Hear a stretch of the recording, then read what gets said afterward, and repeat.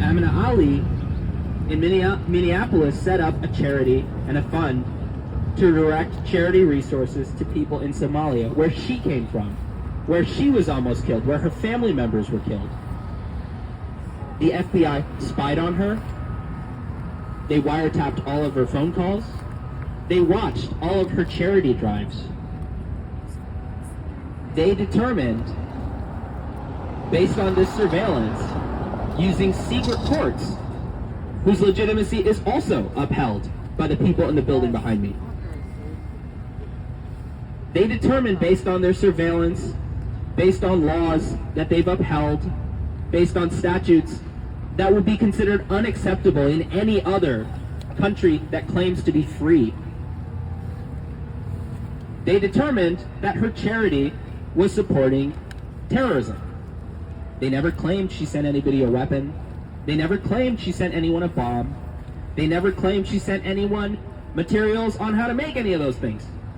They recognized and they admitted in their prosecution that all she was doing was sending clothes and humanitarian supplies to Somalia so that people who were going through the same experience that she went through when she lived in Somalia could be a little bit safer. They watched her commit these so-called acts of terrorism over the course of years, and they never intervened. They tell us constantly that this is necessary for our safety and our security. What part of somebody sending clothes and humanitarian supplies to Somalia in any way threatens my security or my safety or anyone's safety is still beyond me. But what's more important is they knew that.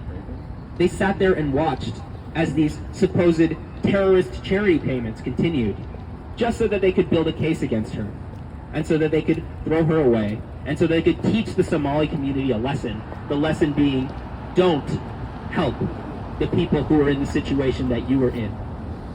Turn away and view them as less than human, just like this court views Africans as less than human and has viewed them that way since the Dred Scott case. And as a result of that, she ended up in prison for 20 years.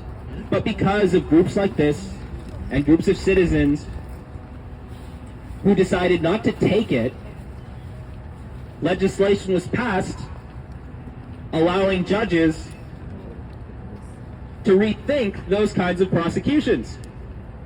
And we were able to put a motion in front of the judge who threw her in prison to get him to let her out. And we succeeded. And now she's safe at home.